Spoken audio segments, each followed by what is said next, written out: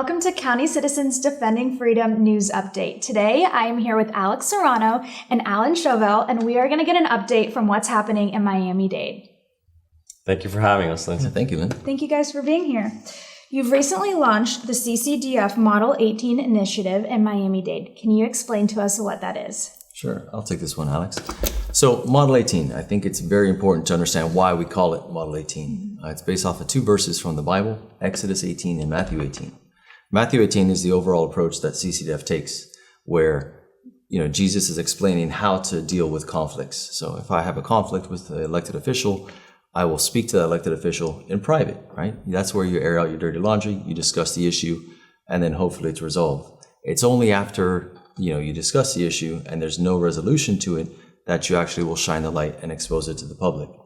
The second verse that it's based off of is Exodus 18, in which Moses is visited by his father-in-law Jethro, and Jethro spends the day with him and sees that Moses is tired beyond all belief, and he's just dealing with issue and issue and issue throughout the entire day, where the local community, the local village, all of them come with all their issues that they have in a day. And Jethro's like, listen, you're going to burn yourself out doing it that way. What you need to do is you need to find capable men to deal with these issues, that they can decide to resolve those issues on their own. And then only the serious stuff they'll go ahead and bring to you. So Model 18, what it's meant to do is empower the citizenry to deal with the conflicts and the issues and the breaches of their community, of their local government within themselves, right? If you have CCDF in Miami-Dade, for example, we have 5 salaried employees. We can't deal with 34 municipalities and all the issues that they have in those municipalities. So here we engage the local citizenry. We remind them the power that they have to take on those issues on their own, right? The government is not a set it and forget it organization by any means. I mean, that's half the reason why we got into this mess. So people need to realize and remember that government is a government for and by the people. So you are meant to monitor the government. You're meant to hold them accountable when they breach on your, God-given rights. How are your community members responding?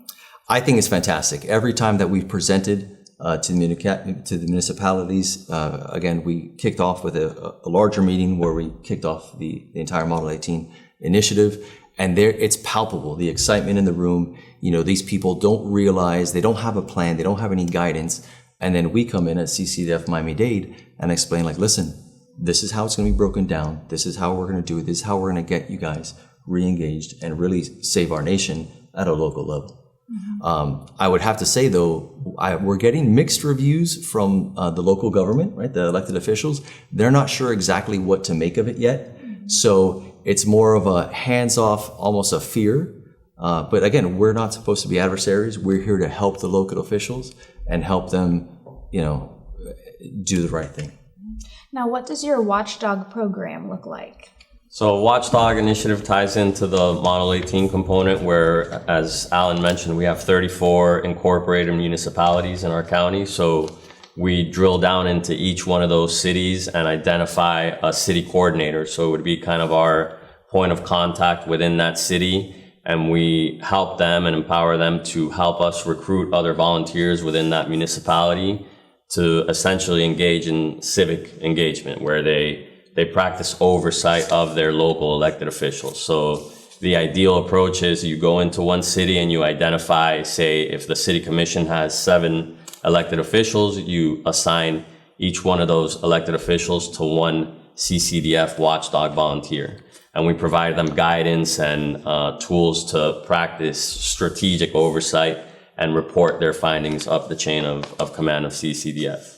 I see 2 outcomes or objectives with that approach, where you identify breaches of liberty in real time as these citizens are engaging in oversight, and you can address those breaches in real time, not having to wait for example, a next election to vote the official out, for example. And the other objective would be what I call red flags and green flags, right? So you identify a red flag being deviation from CCDF's standard of measure, which is the founding documents of our nation, or a green flag would be alignment with our standard of measure. and we report those findings to the greater citizenry of that municipality or that county. And what we believe that will result in is a much more informed voter base for the next election. Do you have any plans of expanding that program? Yeah, we're currently expanding it. As Alan mentioned, we launched with a countywide meeting where we generally introduced the concept to the county, and we followed up with that every 2 to 3 weeks where we go into one of these 34 municipalities. We hold a smaller meeting for citizens of that city, and we get more granular into the operational components of the initiative and ideally assign these citizens to practice oversight over the local officials. So we've launched 2 cities so far, Miami Beach and Miami Lakes. And next up we have Hialeah.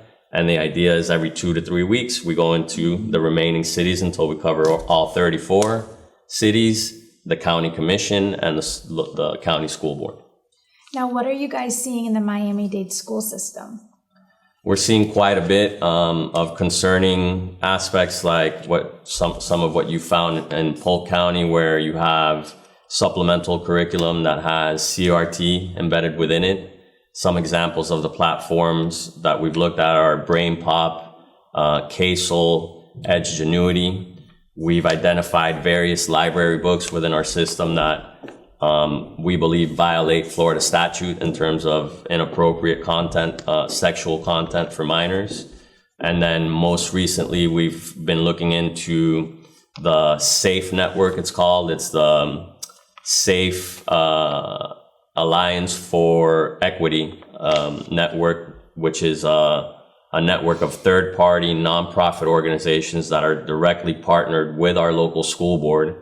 And a handful of these organizations are focused on LGBTQ resources and tools, including instructional material for the teachers and staff, and most concerning initiatives for extracurricular activities for the students, like drag queen workshops, or one very concerning platform that's called Trevor Project, where you have an online community where, for example, a 13-year-old can connect with a 24-year-old and explore, this is direct verbiage from their website, explore their identity and get support and guidance from this adult on their sexual orientation or their gender identity.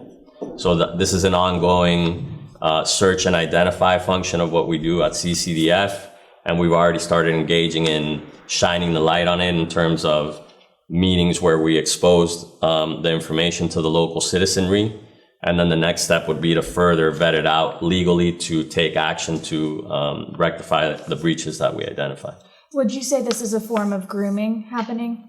I would say some of it definitely is, because you have, for example, what I just mentioned about the Trevor Project, you have an adult guiding or connecting with a minor and helping them explore their identity, their gender or sexual identity, and I think that lends itself to grooming. And that's not monitored either. It's a direct communication between this adult and, a minor.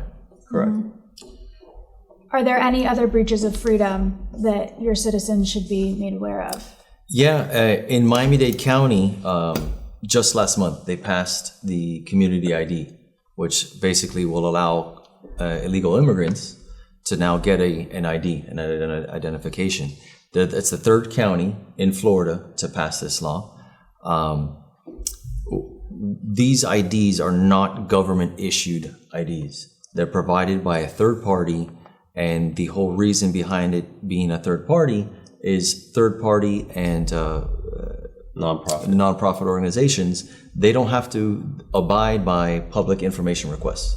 So in essence, you have an illegal immigrant now obtaining an identification, and their claim is for services, right? For taxpayer services. So if they want to go get vaccinated at a government organization, they present this non-governmental ID so they can get their vaccine, getting library books, cashing checks. That's their claim. They want to help these illegal immigrants. Well, the fact that now they're not provided by government organizations, so they're not vetted, who knows what the vetting process is, it's not held by the government standards, now it's a third party hiding the information of an illegal immigrant, right? Because the immigrants are concerned that now their information will be given. And why are they afraid? Because they're an illegal immigrant, so they don't want government organizations to do what they will with them. Why should citizens take concern in this? I think the concern of the citizens are twofold, right? One, is it legal, right? You're now giving an ID to an illegal immigrant and using taxpayer money. So law-abiding citizens now are funding the IDs, their services, where they're not entitled to originally, the fact that they're legal. So the question is it legal or constitutional? That's the first issue. The second issue is the potential for fraud. Already now, there's several states out there that allows these community IDs and these illegal immigrants to now vote in local elections because it's not legal federally.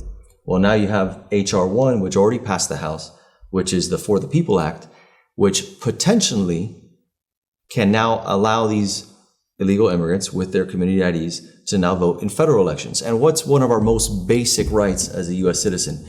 The right to now elect our officials, right? To select the people who are going to represent us in the government.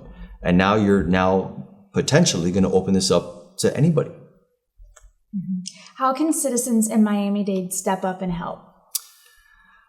First and foremost, find an organization, get re-engaged, right? And we have a perfect organization for you, CCDF. There's tons of organizations out there, and there's good ones and there's bad ones and there's very, very passionate ones. But what drew me to CCDF is the fact of how organized, and there's an actual plan on how we are going to regain control of our country. And it's all about local involvement. So, of course, I'd say come to a CCDF meeting, find out what we're about, see how you can get re-engaged and really take our government back. Really, our government is supposed to be for and by the people, and which requires our involvement. Which is a great segue into, we will be having Ben Carson come speak at the April 12th meeting in Miami-Dade. Yeah. That's correct. We'll be hosting Dr. Carson at our usual venue, and he'll be talking to us about American values and freedom. We're excited about having him because we see a lot of overlap and alignment between the American Cornerstone Institute and the values and principles that CCDF abides by and lives by. So we're excited for that, and we welcome you. Thank you guys so much for being here and your time. Thank you for having us. If you would like to learn more, you can go to CCDF-USA.com and become an ambassador today. Thank you, and God bless America.